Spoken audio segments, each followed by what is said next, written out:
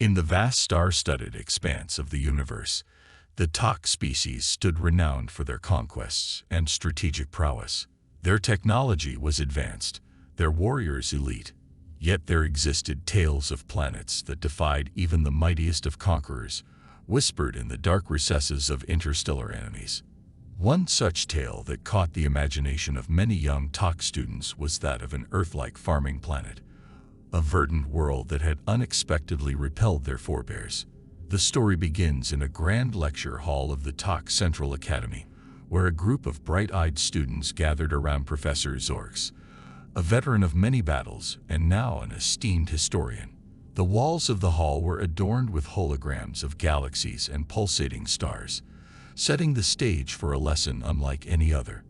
Today, we delve into a chapter of our history that stands as a testament to the spirit of those we deem primitive. Professor Zorks began, his voice echoing through the chamber. The planet you will study seemed a low-hanging fruit ripe for the taking, but as our ancestors learned, appearances can be deceiving. The students leaned in, their eyes wide with anticipation. Among them was Klix, a young Tok known for his skeptical nature. "Professor, are humans not just primitive beings? How could they have posed such a challenge?" he asked, his tone a mix of curiosity and disbelief. "Ah, Klix, that is the enigma," replied Zorks with a wise nod. "Humans, though technologically inferior, possess a cunning and resilience that many advanced species lack. Our first encounter with them was supposed to be a routine subjugation, but let me take you back to how it all began." The scene shifted, and the holograms transformed to show a beautiful blue and green planet, much like the Tok homeworld, but less developed. This was Earth's cousin, a peaceful farming world inhabited by humans who knew little of interstellar conflicts. Our fleets descended upon their world with confidence, armed with the might of our superior technology. The initial days were as expected. We met scant resistance and believed victory was within our grasp. Zorks continued, the holograms now illustrating imposing Tok ships hovering over quaint human settlements. "But humans, you see, are a breed apart. They do not yield easily, nor do they frighten, as we anticipated. Instead, they retreated, regrouped, and studied us, learning from each encounter. It was not their weapons that we underestimated. It was their spirit and their ingenious strategies." As Zorks narrated, the students saw images of humans employing guerrilla tactics, setting traps, and using the terrain to their advantage. The holograms vividly captured the chaos of unexpected skirmishes in dense forests and rugged mountains where Tok technology struggled against the unpredictability of human ingenuity. "The humans used everything at their disposal," Zorks said, admiration creeping into his voice. "Their knowledge of their home, their adaptability, and their unyielding spirit. Each setback taught them more about us, and with each learning, they became fiercer, more unpredictable." Klix and the other students were transfixed, their earlier skepticism replaced by a growing respect for the ingenuity of a species they had considered inferior. The holograms faded, and the room returned to its usual academic solemnity. "Today, your task is to understand not just the events that unfolded, but the broader implications of underestimating an opponent based on technological prowess alone," Zorks concluded, setting the stage for a deep reflection on strategy, respect, and the art of war. As the students filed out of the hall, their minds were not just on the historical defeat, but on the broader lessons of humility and respect for all beings regardless of their technological standing. The tale of the Earth-like farming planet was not just a story of defeat. It was a lesson in the complexity of conflict and the power of human resilience. The second lesson began with the students reconvening in the holographic simulation room, eager to dive deeper into the historical conflict on the Earth-like farming planet now known among them as Raton. Professor Zorks initiated the session with a more focused analysis of a pivotal event, the Siege of Raton. As we continue our journey into the past, Professor Zorks announced, we turn our attention to the Siege of Vertun, a critical standoff that marked a turning point in the conflict. It was here that our forebears faced not just the strategic genius of the humans, but their unbreakable spirit. The holograms flickered to life, showing a fortified human settlement, nestled between two towering mountains. The narrow pass leading into Vertun was the only feasible entry point, making it a natural choke point that the humans exploited brilliantly. Zorks explained, the humans, understanding their disadvantage in open battle, fortified this pass, turning it into a death trap for any who dared enter. Klix, still somewhat skeptical from the previous lesson, raised his hand. Professor, couldn't our ancestors have simply bombarded the pass from the air? Why engage in such a risky ground assault? A valid question. Klix, Zorks responded, pleased with the critical thinking. Air bombardment was considered, but the humans employed anti-air defenses, which were surprisingly effective. Moreover, the goal was not just conquest but capture. Our leaders wanted the settlements intact to serve as examples of the futility of resistance. The simulation showed the TOC commanders regrouping, trying different tactics, fence night assaults, even psychological warfare, but the humans adapted to each. With every failed attempt, the TOC losses mounted, not just in lives but in morale. The humans had something to fight for, their homes, their families, their way of life. They knew the terrain and used it to their full advantage, continued Zorks. The siege of Vertun lasted for weeks, each day costing us resources and soldiers, but costing the humans nothing more than time. As the siege dragged on, the TOC forces became demoralized, their initial superiority overshadowed by the stubborn resilience of human defenders.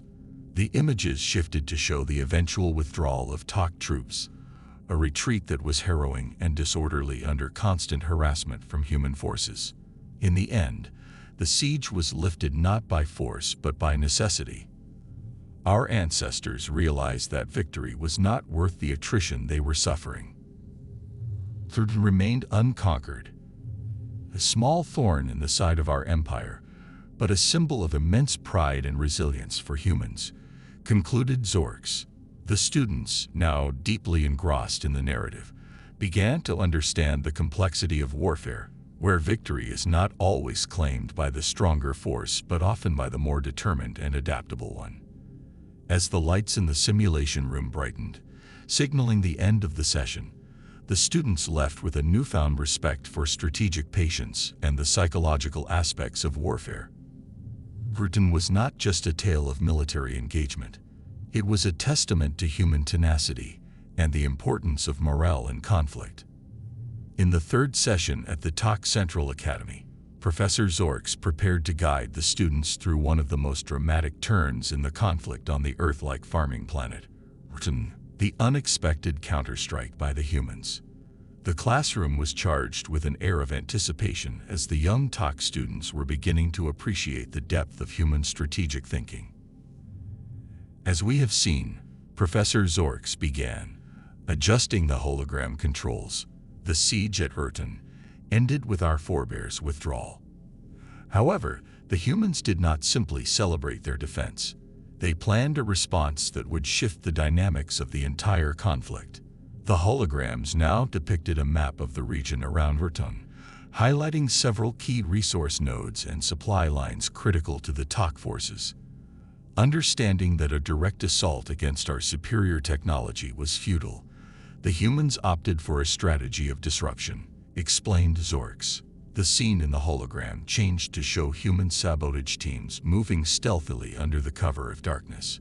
They targeted supply depots, communication arrays, and even patrol ships. Each strike was precise, calculated, aimed to cause maximum disruption with minimal risk. The humans knew they couldn't outfight us, but they could outthink and outmaneuver us, said Zorks. Klix, now fully engaged, leaned forward. How did our ancestors respond to these tactics, Professor? Zorks nodded at the question. Initially, there was confusion and underestimation. Our command believed these attacks to be mere nuisances, but as the strikes grew bolder and more damaging, it became clear that we were dealing with a coordinated resistance, not random acts of desperation. The hologram scenes illustrated the growing frustration among the TOC forces as their supply lines dwindled and their operational capability was compromised. Despite their technological superiority, the TOC found themselves increasingly on the defensive, reacting to human initiatives rather than dictating the terms of the conflict. Here we see the genius of human strategy. Zorks continued. They turned their weaknesses into strengths.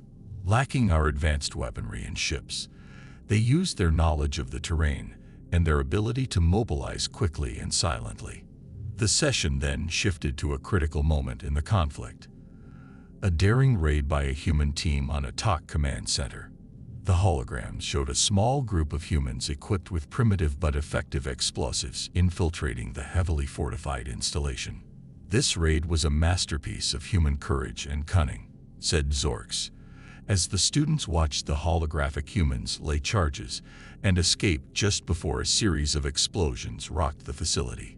It resulted in a significant loss of data for our forces, further crippling our strategic capabilities. The impact of the raid was clear in the simulation. TOC commanders scrambled to regain control, and their focus shifted from conquest to damage control. This was the turning point, Zorks declared. From here on, our ancestors were no longer conquerors but survivors, struggling to maintain a foothold on a planet that had seemed so easy to dominate. As the holograms faded and the lights in the classroom brightened, the students were left to ponder the implications of the human counterstrike. The lesson was clear. Underestimating an opponent, regardless of their technological level, could lead to dire consequences. Professor Zorks concluded the session with a discussion on the importance of adaptability and respect for one's adversaries. Remember, he said, as the students prepared to leave, true strength in conflict comes not from the might of one's weapons, but from the resilience of one's spirit and the sharpness of one's mind. The fourth session at the TOC Central Academy opened with a sense of gravity. Professor Zorks had prepared the students for a deep dive into the strategic shifts that occurred following the human counterstrike. Today's lesson is about resilience, adaptation, and the eventual human dominance in the conflict, announced Professor Zorks, his voice resonant in the silent hall. The holograms lit up, showing the chaotic aftermath within the TOC command structures. The raid left our ancestors disoriented. Crucial data was lost, and with it, the tactical advantage. It was a blow from which full recovery was challenging, explained Zorks. The scene shifted to depict the TOC forces attempting to regroup and reinforce their positions. However, the humans, emboldened by their recent success, did not allow them the respite they desperately needed. Recognizing the vulnerability of TOC forces, the humans escalated their offensive. As the hologram displayed a series of swift, aggressive maneuvers by human forces, they began reclaiming their territories, pushing our forces back with a blend of guerrilla tactics and psychological warfare. Zorks elaborated. The students watched intently as the holographic humans used the environment to their advantage, launching attacks from the dense forests and rugged terrains. Here we see the brilliance of human strategy, continued Zorks. Not only did they use their knowledge of the land, but they also used our previous underestimations against us. They knew we viewed them as inferior, and they turned that arrogance into their weapon. One of the students, a young TOC named Verks, raised a hand. Professor, how did our commanders respond to this shift? Was there no countermeasure to regain control? Zorks nodded, pleased with the inquiry. Our forces tried to adapt. New strategies were developed, and fresh commanders were deployed. But the humans were always one step ahead. With every attempt to stabilize our position, they launched counter-operations that were unpredictable and highly effective. The holograms showed several failed attempts by the TOC forces to establish new bases and supply lines, each thwarted by the humans' relentless pressure. This phase of the war was marked by a significant shift in momentum, Zorks emphasized. What began as a series of defensive maneuvers by humans evolved into a confident offensive campaign. As the scenes played out, the narrative took the students through various battles and skirmishes, each illustrating the humans' growing dominance in the conflict. The humans, initially perceived as mere survivors clinging to their homeland, had transformed into adept warriors dictating the pace and direction of the war, summarized Zorks. The holographic display culminated in a significant battle, where the human forces decisively defeated a major Talk battalion, capturing crucial technology and gaining further strategic advantage. This battle was a testament to their adaptability and courage, concluded Zorks. It marked the beginning of the end for our ancestral forces on that planet. As the session concluded, the lights in the room brightened, and the holograms faded away. The students were left to reflect on the profound lessons of the day, the importance of adaptability, the dangers of underestimation, and the potential for seemingly weaker parties to overturn the odds. Remember, Zorks said, as the students prepared to leave, the true measure of a species' strength lies not in their ability to start wars, but in their capacity to adapt, survive, and eventually to thrive. The humans on Earth taught us that lesson, a lesson that remains relevant to this day. With these thoughts, the students dispersed, their minds filled with new respect for strategic thinking and the complex dynamics of interstellar conflicts. In the fifth session at the Talk Central Academy, the atmosphere was tinged with anticipation. Professor Zorks was ready to guide the students through the climactic stages of the conflict on the Earth-like farming planet Raton. Today's focus, began Professor Zorks, his voice carrying a weight of significance, is on the decisive battle that not only determined the outcome of the war, but also highlighted the strategic brilliance and indomitable spirit of the humans. The holograms illuminated the room, displaying the strategic map of Raton. The main focus was on a large valley that served as the central battlefield, explained Zorks. This valley, known to the humans as Freedom Stand, was the site of the final and most significant confrontation between our forces and the human defenders. The simulation zoomed in on the preparations of both sides before the battle. The Talk forces, though worried by the continuous human counterstrikes, were determined to make one final push to secure the planet, described Zorks. They amassed what remained of their military might, readying for a battle they believed would crush the human spirit once and for all. On the other side, the humans, aware of the impending massive assault, fortified their positions within the valley.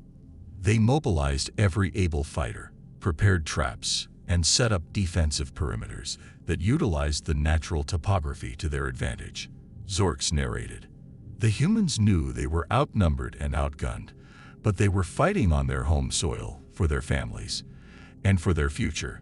That resolve was palpable in every step they took. As the battle commenced, the holographic display showcased a ferocious exchange of firepower. The Talk forces advanced with confidence, relying on their superior technology and firepower, said Zorks. However, the humans executed a series of unexpected maneuvers. Notice the use of the terrain here, he pointed out. The humans had cleverly camouflaged their artillery placements, and their snipers were well hidden in the natural folds of the valley. As the Talk pushed forward, they found themselves caught in a lethal crossfire, significantly slowing their advance. The turning point came when the human forces launched a counterattack from the rear, using a series of previously undisclosed tunnels that led directly into the heart of the Talk positions, Zorks described. This move was a stroke of genius. It disrupted our ancestors' command structure and sowed chaos within their ranks. The battle raged on for hours, with neither side willing to give ground. However, the persistence and ingenuity of the human forces gradually turned the tide. The Talk, now broken and disoriented, were forced to retreat, said Zorks. Their dreams of conquest shattered on the fields of Freedom Stand. The session ended without the usual discussion. The impact of the human victory and the visualization of their strategies were profound enough to leave the students in contemplative silence, each grappling with the realization of just how decisive and cunning an underdog can be when fighting for survival and sovereignty. The final session at the TOC Central Academy was markedly different from the previous ones. There was a somber yet respectful atmosphere as Professor Zorks prepared to wrap up the series on the Earth-like farming planet Raton. This session was less about battle strategies and more about the broader implications of the conflict, the lessons learned, and the future of interstellar relations. As we conclude our study of the Orptum conflict, Professor Zorks began, his tone reflective. We must understand that the end of a battle does not signify the end of its story. The aftermath and the lessons we draw from it shape the future. The holograms displayed scenes not of battle, but of the post-war environment on Raton. The imagery showed humans rebuilding their communities, tending to their wounded, and mourning their losses. Meanwhile, the TOC forces, beaten and humbled, prepared for their departure from the planet following their defeat. Our ancestors faced a critical decision: how to deal with the failure and the lessons it taught. Zorks explained, it was a moment of introspection for our species, questioning our approach to conquest and the ethics of our methods. The hologram shifted to show the peace negotiations between the TOC and the humans. These were tense yet hopeful meetings where both sides came to understand the futility of further conflict and the potential benefits of cooperation and mutual respect. The peace treaty signed here was not just a formal end to hostilities, but a commitment to a new way of interacting with other species, said Zorks. For the TOC, it was an acknowledgement of our mistakes and an agreement to value and learn from the cultures we encounter rather than dominate them. The students saw images of subsequent joint ventures, cultural exchanges, collaborative research programs, and trade agreements that benefited both species. The humans, with their resilience and strategic ingenuity, became respected members of the interstellar community, continued Zorks, while the TOC learned to temper their ambitions with wisdom and respect for others. This conflict, though marked by loss and suffering, brought about significant growth for both humans and TOC. It reminded us that true strength lies in diversity and cooperation, not in subjugation and conquest. Zorks concluded. As the holographic displays dimmed, Professor Zorks took a moment to look at his students, seeing the future leaders of their species now armed with the knowledge of the past and its hard-earned lessons. We conclude this course not just with a better understanding of a particular historical event, but with deeper insights into the nature of conflict and peace. Zorks addressed his students. Let these lessons guide you as you move forward in your careers, whether in military, diplomacy, or governance. The session ended with applause, not just for the professor's compelling delivery, but for the profound journey the students had undertaken through this course. They had started with tales of war but ended with messages of peace and cooperation.